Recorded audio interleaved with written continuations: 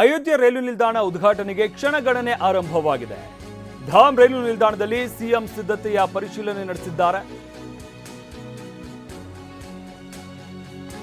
ಅಯೋಧ್ಯೆಯಲ್ಲಿ ಸಿದ್ಧವಾಗಿರುವಂತಹ ಧಾಮ್ ರೈಲು ನಿಲ್ದಾಣದಲ್ಲಿ ಸಿಎಂ ಸಿದ್ದರಾಮಯ್ಯ ಪರಿಶೀಲನೆ ನಡೆಸಿದ್ದಾರೆ.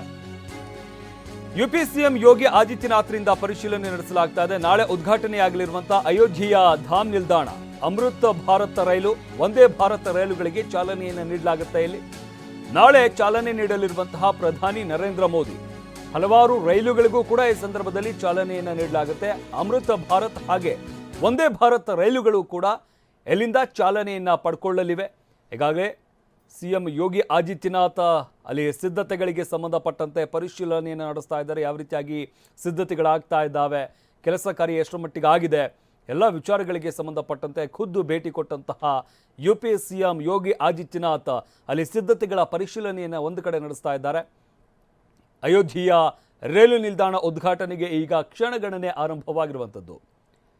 ಇನ್ನು ನಾಳೆ ಉದ್ಘಾಟನೆಯಾಗಲಿರುವಂತಹ ಅಯೋಧ್ಯೆಯ ಧಾಮ್ ನಿಲ್ದಾಣ ಅಮೃತ ಭಾರತ ರೈಲು ಹಾಗೆ ವಂದೇ ಭಾರತ್ ರೈಲುಗಳಿಗೂ ಕೂಡ ಈ ಸಂದರ್ಭದಲ್ಲಿ ಚಾಲನೆಯನ್ನು ನೀಡಲಾಗುತ್ತೆ.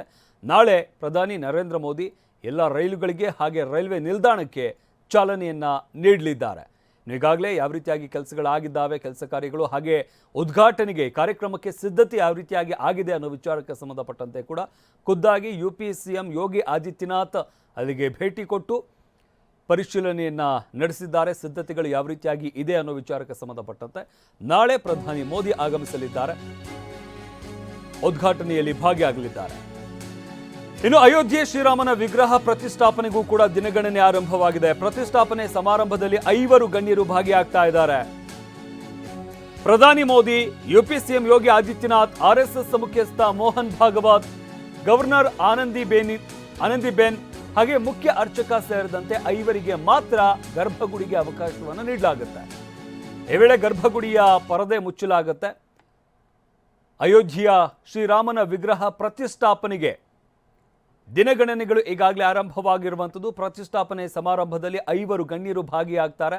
ಅಂದರೆ ಗರ್ಭಗುಡಿಯ ಒಳಗಡೆ ಇವರಿಗೆ ಅವಕಾಶ ಇರುತ್ತೆ.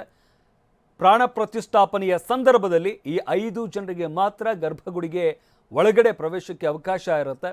ಒಂದು ಪ್ರಧಾನಿ ಮೋದಿಯವರು ಹಾಗೆ UP CM Yogi Adityanath, RSS ಮುಖ್ಯಸ್ಥ ಮೋಹನ್ ಭಾಗವತ್, ಗವರ್ನರ್ ಆನಂದಿಬೆನ್ ಹಾಗೆ ಮುಖ್ಯ ಅರ್ಚಕ, ಈ 5 ಜನರಿಗೆ ಮಾತ್ರ ಗರ್ಭಗುಡಿಗೆ ಅವಕಾಶ ಇರುತ್ತೆ. ಈ ವೇಳೆ ಗರ್ಭಗುಡಿಯ ಪರದೆಯನ್ನು ಮುಚ್ಚಲಾಗುತ್ತೆ. ವಿಗ್ರಹಕ್ಕೆ ಪ್ರಾಣ ಪ್ರತಿಷ್ಠಾಪನೆಯ ಸಂದರ್ಭದಲ್ಲಿ 5 ಜನರಿಗೆ ಮಾತ್ರ ಒಳಗಡೆ ಅವಕಾಶವನ್ನು ನೀಡಲಾಗುತ್ತೆ. 5 ಜನ ಒಳಗಡೆ ಇರ್ತಾರೆ.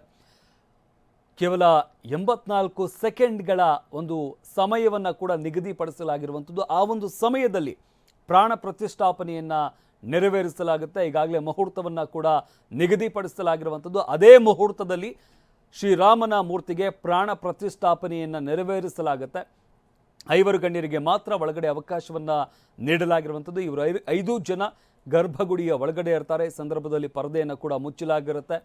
ಪ್ರಾಣ ಪ್ರತಿಷ್ಠಾಪನೆ ಆದ ನಂತರ ಆ ಒಂದು ಪರದೆಯನ್ನು ಓಪನ್ ಮಾಡಲಾಗುತ್ತೆ. ಒಟ್ಟಾರೆಯಾಗಿ ಐತಿಹಾಸಿಕ ಅಯೋಧ್ಯೆಯ ಶ್ರೀರಾಮನ ವಿಗ್ರಹ ಪ್ರತಿಷ್ಠಾಪನೆಗೆ ಈಗ ದಿನಗಣನೆಗಳು ಆರಂಭವಾಗಿರುವಂಥದ್ದು. ಪ್ರತಿಷ್ಠಾಪನೆ ಸಮಾರಂಭದಲ್ಲಿ 5 ಗಣ್ಯರು ಭಾಗಿಯಾಗ್ತಾ ಇದ್ದಾರೆ. ಇನ್ನು ಕಾರ್ಯಕ್ರಮಕ್ಕೂ ಕೂಡ ಎಲ್ಲ ರೀತಿಯಾದಂಥ ಸಿದ್ಧತೆಗಳನ್ನು ಮಾಡಿಕೊಳ್ಳಲಾಗ್ತಾ ಇರುವಂಥದ್ದು. ಈ ಒಂದು ಐತಿಹಾಸಿಕ ದಿನ ಏನಿದೆ, ಈ ಕಾರ್ಯಕ್ರಮಕ್ಕೆ ಎಲ್ಲ ರೀತಿಯಾದಂಥ ಸಿದ್ಧತೆಗಳು ಈಗಲಿಂದಲೇ ಆಗ್ತಾ ಇದೆ. 22ನೇ ತಾರೀಕು ಉದ್ಘಾಟನೆಯನ್ನು ನೆರವೇರಿಸಲಾಗುತ್ತೆ.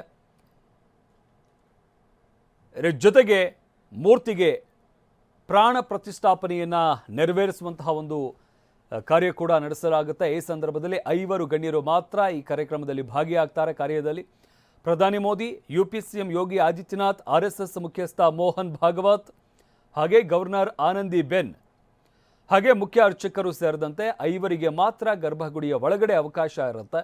ಈ 5 ಜನ ಪ್ರಾಣ ಪ್ರತಿಷ್ಠಾಪನೆಯಲ್ಲಿ ಭಾಗಿಯಾಗ್ತಾ ಇದ್ದಾರೆ. ಈ ಸಂದರ್ಭದಲ್ಲಿ ಪರದೆಯನ್ನು ಹಾಕಲಾಗಿರುತ್ತೆ. ನಂತರ ಪರದೆಯನ್ನು ಓಪನ್ ಮಾಡಲಾಗುತ್ತೆ.